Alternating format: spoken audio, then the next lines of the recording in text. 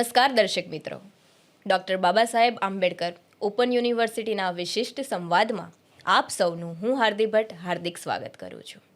આજનો આ વિશિષ્ટ સંવાદ આપણે રાષ્ટ્રીય ખેડૂત દિવસ નિમિત્તે યોજ્યો છે. તારીખ 23મી ડિસેમ્બર એટલે કે રાષ્ટ્રીય ખેડૂત દિવસ. આપણા જગતના તાત અન્નદાતા આ ખેડૂતોને પ્રોત્સાહિત કરવાનો અને તેમને સન્માનિત કરવાનો એક આ સરસ અવસર એટલે રાષ્ટ્રીય ખેડૂત દિવસ. આજે આપણે જાણીએ છીએ કે આપણી સરકાર, રાજ્ય સરકાર અને રાષ્ટ્રીય સરકાર બંને સરકાર ભેગી થઈને કૃષિને પ્રોત્સાહન આપવા માટે વિવિધ પગલાં લઈ રહ્યા છીએ. તો આપણા જે લોકલાડીલા પ્રધાનમંત્રી શ્રી નરેન્દ્રભાઈ મોદી છે તે પણ મિશન કૃષિ હેઠળ 100% પ્રાકૃતિક ખેતીને પ્રોત્સાહન આપવા માટે અનેક પ્રયત્નો કરે છે. સાથે જ કૃષિના ઋષિ ગણાતા રાજ્યપાલ શ્રી આચાર્ય દેવવ્રતજી પણ તેમના સ્વ અનુભવથી કેવી રીતે ખેતી કરવી અને પ્રાકૃતિક ખેતી પર ભાર કઈ રીતે મૂકવો તે શીખવાડી રહ્યા છે. અને આપણા મુખ્યમંત્રી શ્રી ભૂપેન્દ્રભાઈ પટેલ પણ બધા જ ખેડૂત ભાઈઓને સાથે મળીને પ્રશિક્ષણ શિબિરને વેગવંતી રાખે છે. મિત્રો, આજના સમયમાં સૌથી મોટી સમસ્યા કઈ છે? આપણે જે રસાયણયુક્ત ખોરાક લઈએ છીએ તે એક સૌથી મોટી સમસ્યા છે. કેમિકલયુક્ત ભોજન. આપણે સૌ જાણીએ છીએ કે આજે કેન્સર, હાર્ટ એટેક જેવા રોગનું પ્રમાણ વધી રહ્યું છે. ક્યાંક ને ક્યાંક આનો સંબંધ ભોજન સાથે છે. આ ભોજન સાથેનો જે સંબંધ છે તે ક્યાંથી આવે છે? માટીમાંથી આવે છે, ધરતી માતામાંથી આવે છે. ધરતી માતા અને ગૌ માતા એ બંને ક્યાંક ને ક્યાંક એકસાથે સંકળાયેલા છે. પશુપાલન વ્યવસાયને આપણે કૃષિથી અલગ ન કરી શકીએ. તેથી જ હવે આ જે ખેતી થાય છે એ ખેતીમાં પણ ક્યાંક ને ક્યાંક રસાયણો ઘણા વપરાયા હોય છે. તેના લીધે આપણને જે ખોરાક મળે છે તે ગુણવત્તાયુક્ત નથી મળતો. તો આનો ઉપાય શું છે? આનો એકમાત્ર ઉપાય છે પ્રાકૃતિક ખેતી.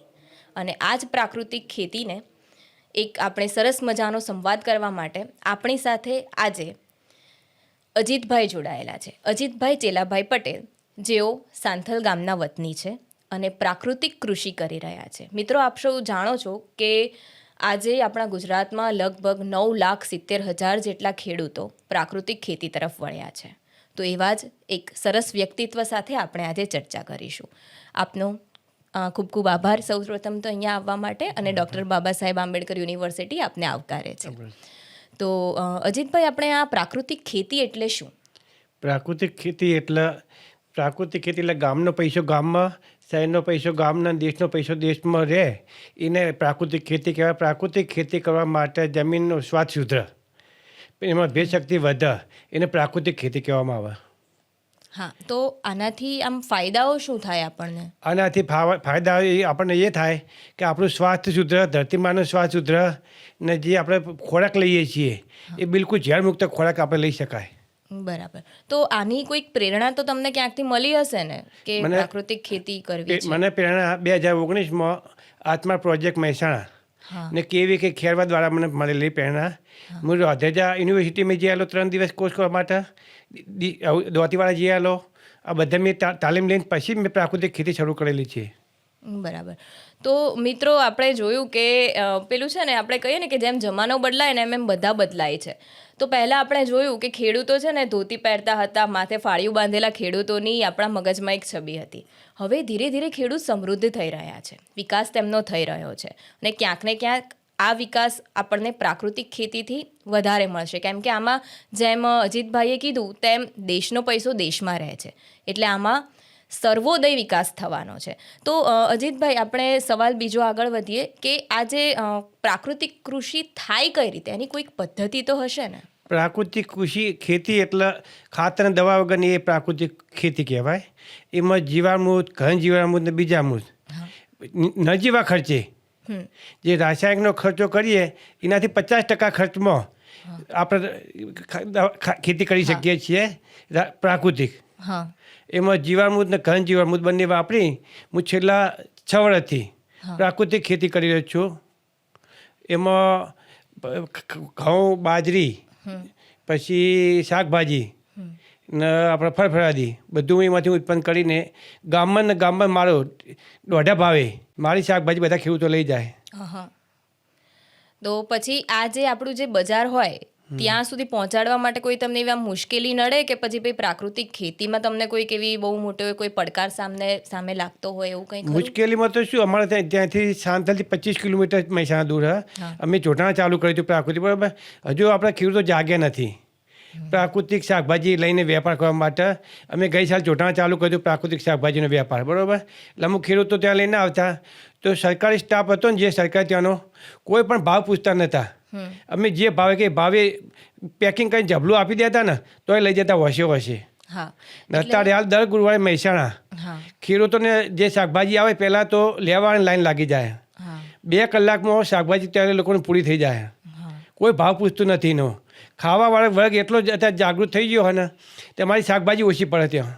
હા, એટલે આનો ભવિષ્ય બહુ ઘણું સારું છે એવું કહી શકાય ને આપણે, કે જે લોકો આવી પેલી પરંપરાગત ખેતી નહીં પણ જે પ્રાકૃતિક ખેતી તરફ જે ખેડૂતો વળશે એમને નફો મળવાની શક્યતાઓ વધારે ખરી? પૂરેપૂરી શક્યતા, પણ પ્રાકૃતિક ખેતી કરવી પડે. હા, પ્રાકૃતિક ખેતી કરશે તો એમને વસે. મેં ગઈ સાલ ઘઉંનું વાવેતર કરેલું, બજારમાં 500-600 રૂપિયા ભાવ હતો. મેં 1000 રૂપિયા ઘઉં વેકેલા પ્રાકૃતિક. વસે ખેડૂતો લેવા માટે આવ્યા હતા. આ સાલે મારા બુકિંગ ચાલુ થઈ ગયું ઘઉંનું પ્રાકૃતિક. હા, તો આમાં પેલું બધું જે હોય છે ને, જે વિવિધ તબક્કા, એમાં જીવામૃત ને બીજામૃત ને એ બધું જે બનાવવાનું હોય છે કે જેનાથી આપણે આપણી જમીનને ફળદ્રુપ બનાવી શકીએ, તો એના વિશે કંઈક તમે કહીશો? જીવામૃત બનાવવા માટે એક ખાલી બેરલ લેવાનું, એમાં 180 લીટર પાણી, 10 કિલો આપણે દેશી ગાયનું છાણ, 10 લીટર ગૌમૂત્ર, 1 થી 1.5 કિલો આપણે કઠોળનો લોટ, કોઈ બી કઠોળનો, 1 થી 1.5 કિલો આપણે કોઈ બી ગોળ, દેશી સારો ગોળ હોય તો સારું દેશી, ને 1 થી 500 ગ્રામ જેટલી માટી આપણે શેઢા પાડાની અવાવર ઝાડ નીચેથી. આ બધું એક ડોલમાં પાણીમાં વગાડી દેવાનું, બરાબર. એમાં એક પણ કણી રહેવી ના જોવા. ને અંદર બેલની અંદર નાખીને 180 લીટર પાણી ભરીને એનાથી સવાર સાંજ બંને ટાઈમ 5 થી 7 મિનિટ હલાવવાનું, ને 7 મિનિટ પછી એ જીવામૃત તૈયાર થઈ જાય. એમાં આપણે પાણી સાથે છંટકાવ કરી એ ખેતરમાં આપી શકીએ, જેથી એને ખોરાક અરસ્યોને મળી જાય. એટલે અરસ્યો આપણે જમીનથી બહાર આવે, એટલે જમીનમાં જેટલો અરસ્યો હશે ને એટલો બહાર આવશે તો આપણી જમીન ફળદ્રુપ બનશે. હા, એ ખેડૂતના મિત્ર કહેવાય. ખેડૂતના મિત્ર કહેવું. દેવના અરસિયા 2 ખેડૂતના મિત્ર. અત્યારના હાલ ખેડૂતો એ અરસિયાના જે આપણે ઉધેવ રહી ને એને જમીનમાં નીચે દાટી દીધી. કેમિકલના રાસાયણિક ખાતર દવા નાખીને હાલ અમારા ખેતરની અંદર તમે જુઓ, ચોમાસાની અંદર પાણી જ નહીં ભરાતું. અરસિયા 24 કલાકની અંદર 15 હોલ કરે છે, જમીનમાં બહાર આવે ને અંદર જાય. એટલે એમાં ભેજ શક્તિ વધી જાય, એટલે ચોમાસાનું પાણી જમીનમાં ઉતરી જાય છે મારું. હા, એટલે આમાંથી છે ને મેં વચ્ચે એક સાંભળ્યું હતું કે જેમ જેમ પ્રાકૃતિક ખેતીને વેગ મળશે ને એમ ભૂગર્ભ જળ પણ સારું એવું આપણે સંગ્રહ કરી શકીશું, તો એ પણ થઈ શકે છે. હાલની ટાઈમમાં અમુક જગ્યાએ કૂવામાં જે ચાલુ થઈ ગયા છે બાજુ ભૂગર્ભ જળ ઉપર આવવા માંડ્યા છે પ્રાકૃતિકના હિસાબે, ને બીજું ના કેનાલના હિસાબે પણ ભૂગર્ભ જળ ઉપર આવી જાય છે, બરાબર. એટલે જે વીજળીનો ખર્ચો ઓછો થઈ જશે. અચ્છા, એ તો બહુ સારું કહેવાય. આપણને ખ્યાલ હશે કે ડાંગ તો 100% પ્રાકૃતિક ખેતી કરનાર સૌપ્રથમ બન્યું છે. ડાંગ જિલ્લો સૌપ્રથમ પહેલો જિલ્લો એ બન્યો છે, અને ગુજરાતમાં પણ ઘણા બધા એ તરફ આગળ વધી રહ્યા છે. તો મેં એવું સાંભળ્યું છે કે તમે પણ આવી રીતે ખેડૂત ભાઈઓને જે લોકો આમાં આવવા માંગતા એમને ટ્રેનિંગ આપો છો, તો એમાં તમે કઈ રીતે? હાલની તારીખમાં મારા જોટાણા તાલુકો મારા ભાગમાં આવેલો છે.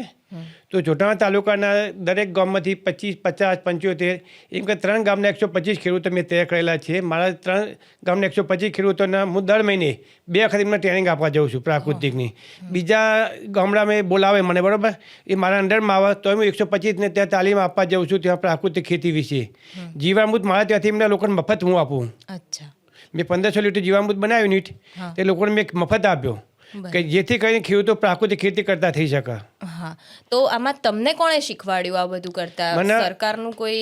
સરકારમાં આત્માનો જે પ્રોજેક્ટ ખરો ને મહેસાણા, ત્યાંથી સાહેબો મારા ત્યાં આવતા, ડેમો કરતા, અમને ખેડૂતો બધા ભેગા કરીને ત્યાં શીખવાડતા. એમાંથી મેં બધું શીખ્યો, ને પછી મેં જીવામૃત પછી બનાવી ચાલુ કર્યું. પછી એમાંથી ઘન જીવામૃત ચાલુ કર્યું. ઘન જીવામૃતમાં મેં 40 લીટર આપણે જે જીવામૃત વધ્યું હોય ને 200 કિલો ગોબર આપણે ગાયનું સાણ સૂકવું એના અંદર મિક્સ કરીને દિવસમાં 2 થી 3 વખત એને ખોપ મારીને એમને હાથથી મસરીને એને 4 થી 5 દિવસ સુકાવવા દેવાનું. પછી એને બેગમાં ભરી દઈએ. એ ઘન જીવામૃત આપણે ગમે ત્યારે ઉપયોગ કરી શકીએ છીએ. બરાબર વાવેતર છે. કરતી વખતે. તો તમને કોઈ આપણી સરકાર દ્વારા બીજા કોઈ એવા યોજના કે પ્રોજેક્ટ વિશે ખ્યાલ છે કે જેનાથી ખેડૂત ભાઈઓને ફાયદો થાય? સરકાર તો ઘણા લાભો આપી રહી બરાબર ખેડૂતોને, પણ ખેડૂતો એનો ઉપયોગ નથી કરતા. હમ કારણ કે હાલની તારીખમાં 125 ખેડૂતોને સહાય આપવાની વાત થઈ બરાબર. એ લોકો એમ કીધું હતું કે અમે તમને સહાય માટે જીવામૃત ઘન જીવામૃત બધું આપીશું બરાબર. તે લોકો પહોંચી વળવા નહોતા બરાબર. એ તે લોકોએ સહાય ખેડૂતોને આપવાની વાત કરી. હાલ પહેલાં ખેડૂતોને 2000 આપશું સહાય માટે.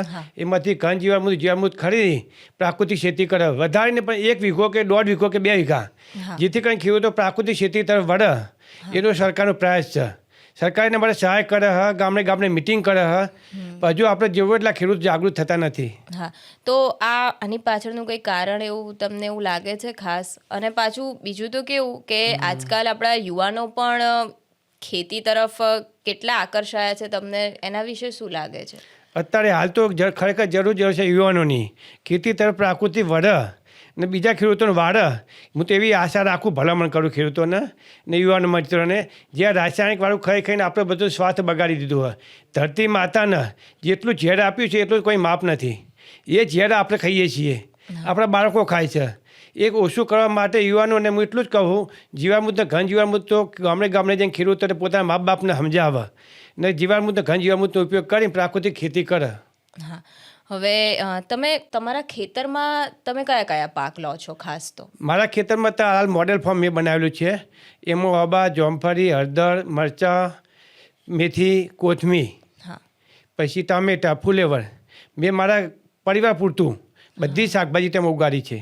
અચ્છા, તો અમારે આવવું પડશે હવે. તો આવો ક્યારે બધું સરકારને કહું છું, મારે ત્યાં ગમે ત્યાં મિટિંગ કરો તમે આવીને હા. બરાબર. હું ખુલ્લામાં ખુલ્લો મારો પ્લોટ છે બરાબર. ત્યાંથી જીવામૃત ઘન જીવામૃત ખેડૂતોને લઈ જઈને આપો. હા, ના, તમારી વાત ખરેખર સરાહનીય છે. અને એ સિવાય જે તમે બીજાને જે પ્રોત્સાહન આપવાની વાત કરીને એ પણ એક ખૂબ જ સરસ વાત છે. તો હવે આમાં આપણે બીજું કંઈક તમે એવું ઈચ્છો છો કે આમાં આગળ આપણે કોઈક નવો વિષય લઈએ કે જેનાથી પ્રાકૃતિક કૃષિ વિશે લોકોને વધુ જાણવા મળે અથવા તો કોઈ સજાગતા આવે? અત્યારે હાલ ખેડૂતોને એક પ્રશ્ન નડે ઘઉંની અંદર, એના નિંદામણનો. જો એમાં પ્રાકૃતિક નિંદામણની કોઈ બી સરકાર દવા કાઢે તો હાલ 50% ખેડૂતો ઘઉંના વાવેતરમાં, કારણ કે ઘઉંના અંદર સૌથી વધારેમાં વધારે કેમિકલ વપરાય. બરાબર. ઘઉં વાવેતર કરે ત્યાંથી તે ઘઉં પાકે ત્યાં સુધી કેમિકલ વધારે વપરાય એમાં બરાબર. એટલે જેથી કરીને ખેડૂતો ને નિંદામણની દવા ઓછો ઉપયોગ કરે. સરકાર એના હું તો વિરોધ કહું છું એમને સરકારને કે નિંદામણની દવા તમે પ્રાકૃતિક બનાવો ગમે તે કરીને, તો હાલ 50% ખેડૂતો વળી જશે. એટલે સરકાર અત્યારે એ પ્રયત્નો પાછળ જ છે કે પ્રાકૃતિક નિંદામણ કેવી રીતે બનાવી શકે. એના માટે ઘણી બધી એગ્રીકલ્ચર યુનિવર્સિટી છે, એ બધી પ્રયાસરત છે. એટલે ભવિષ્યમાં આ વસ્તુ ચોક્કસ આવી શકે છે. ગઈ સાલ મેં ઘઉંની અંદર આપણે યુરિયા DAP ઓછું જરૂર પડે એટલે માટે મેં ઘઉંની અંદર લચકાનું વાવેતર કરેલું. એનાથી ઘઉંને નાઇટ્રોજન મળી રહે પૂરેપૂરું અને બીજું નિંદામણ ઓછું ઉગે. હા, એટલે આમાં એવું કંઈ હોય કે આપણે 3 મહિના આ પાક લેવાનો, પછી 6 મહિના આ પાક લેવાનો, તો જમીનની ફળદ્રુપતા વધે, એવો કોઈ કોન્સેપ્ટ છે? કોન્સેપ્ટ છે ને. હાલ અમે દિવેલાની અંદર દિવેલાનું વાવેતર કરી, એની અંદર અડદ, મગ, કોઈ બી કઠોળનું પાકનું વાવેતર કરીએ અમે બરાબર. એનાથી પૂરેપૂરું નાઇટ્રોજન દિવેલા પાકને મળી રહે છે. એટલે મિશ્ર પાક પદ્ધતિ તો સરકાર કંઈ થાકી બરાબર. સરકાર આપે છે મિશ્ર પાક માટે દિવેલા અંગત અડદે આપે હા બરાબર. તો જેથી તમારા રાસાયણિક ખાતરનો ખર્ચ 50% બચી જાય. બરાબર છે. હાલ મેં મારા બોર્ડ ઉપર 7x5 અંદરે મેં દિવેલાનું વાવેતર કરેલું છે. એમાં એક જ લારી ઊંટ લારી સાણિયું ખાતર, એક જ લારીમાં 1 વીઘો પતી ગયું 7x ની અંદર 5 અંદર અંતરે. આ સાથે તમે કોઈ પશુપાલન સાથે પણ સંકળાયેલા છો? તમે ગાયો ભેંસો તો રાખતા જ હશો, તો એ આપણને કૃષિમાં કેવી રીતે મદદ કરે છે? હાલમાં મારી પાસે 3 દેશી ગાય, 2 HF છે. એમાંથી મેં સારામાં સારું અમારે ઘરનું ખર્ચર 40 નીકળે છે. એમાંથી જે ગૌમૂત્રનો ગૌ પેશાબને ગાયનું છાણ બંનેનો ઉપયોગ ખેતીની અંદર સારામાં સારો થઈ શકે છે. એનાથી સ્વાસ્થ્ય માટે, બાળકો માટે, આપણા કુટુંબ માટે, દેશ માટે ઝેર મુક્ત આપણે ખેતી કરી શકીએ. તો ગાયો ભેંસો પણ આપણને ઘણી સારી રીતે ઉપયોગી થઈ શકે. એટલે આપણે પશુપાલન અને ખેતીને ક્યારેય અલગ ન કરી શકીએ. ના કરી શકાય. ખેતી પૂરી કરવી હોય તો આપણે બધાને એક ગાય માતા તો રાખવી પડશે. કારણ કે એક ગાયમાં અત્યારે રાજપાલ આપણે એમ કહે છે 30 એકર ખેતી થઈ શકે, તો આપણા માટે 30 એકર તો નહીં બરોબર, એટલે 50 વીઘા જમીન થાય. તો આપણા 50 ને આપણે 10 વીઘા જમીનમાં એક ગાય રાખવાથી કેટલી ફળદ્રુપ ખેતી થઈ શકે. રાજપાલે એટલું સંશોધન કર્યું, કીધું 30 એકર, તો આપણા પાસે 5 થી 10 વીઘા જમીન હોય, તો એક ગાયમાં તો તમારે પૂરી ખેતી પ્રાકૃતિક થઈ શકે. મારું કહેવું અંદાજ એવો છે એમ. હા, તમારી વાત સાચી. એટલે આ બંને વ્યવસાયો એકબીજા સાથે સરસ રીતે સંકળાયેલા છે. તો મિત્રો, આજે આપણે અજીતભાઈ પાસેથી ઘણું બધું જે એક બેઝિક નોલેજ કહેવાય ને, પાયાનું જ્ઞાન, તે આપણે સૌએ મેળવ્યું. હવે આ જ પાયાના જ્ઞાનને આપણે આગળ લઈ જતા કોઈક વૈજ્ઞાનિક અભિગમ સાથે જોડાયેલી પદ્ધતિઓ વિશે પણ આપણે વાત કરીશું. તો મિત્રો, એક સરસ વાત બીજી કહેવા માંગુ છું હું તમને, કે આપણી જે આ યુનિવર્સિટી છે, doctor Baba Saheb Ambedkar open university, જે છારોડી અમદાવાદ ખાતે આવેલી છે, ત્યાં દર રવિવારે, જેમ અજીતભાઈએ કીધું ને કે એક બજારનો પ્રશ્ન ઊભો થાય છે કે ભાઈ ઉત્પાદન તો કર્યું, અમે પ્રાકૃતિક ખેતી કરી, સરસ મજાનું ઉત્પાદન થયું, તો અમે વેચીએ ક્યાં? તો એ પ્રશ્નના નિરાકરણ માટે આપણે દર રવિવારે સવારે 7 થી 10 કલાકે એક પ્રાકૃતિક હાટનું અહીંયા એક સરસ મજાનું આયોજન કરીએ છીએ, કે જ્યાં ખેડૂત મિત્રો આવે અને પોતે જે પણ પ્રાકૃતિક ખેતી કરી હોય તેનું ઉત્પાદન પોતાનું લઈને આવે. અહીંયા એમને સરસ મજાનો ગ્રાહક વર્ગ મળે છે અને તેઓ વેચી શકે છે. તો મિત્રો, આવો, હું આપ સૌને આમંત્રિત કરું છું કે આપ દર રવિવારે સવારે 7 થી 10 કલાકે અહીં અમારી ડૉક્ટર બાબા સાહેબ આંબેડકર ઓપન યુનિવર્સિટીની મુલાકાત ચોક્કસ લો, અને તો જ આપણા ખેડૂતોને અને પ્રાકૃતિક ખેતીને પ્રોત્સાહન મળશે. તો ચાલો આપણે સૌ પ્રાકૃતિક ખેતીની સાથે પ્રગતિના પંથે જઈએ. આવતા અંકમાં આપણે કોઈક નવા વિષયે સરસ મજાની વાત કરીશું. આપ સૌનો ખૂબ ખૂબ આભાર, અને ખેડૂત દિવસની અનેકાનેક શુભેચ્છાઓ. અજીતભાઈ, આપનો પણ ખૂબ ખૂબ આભાર.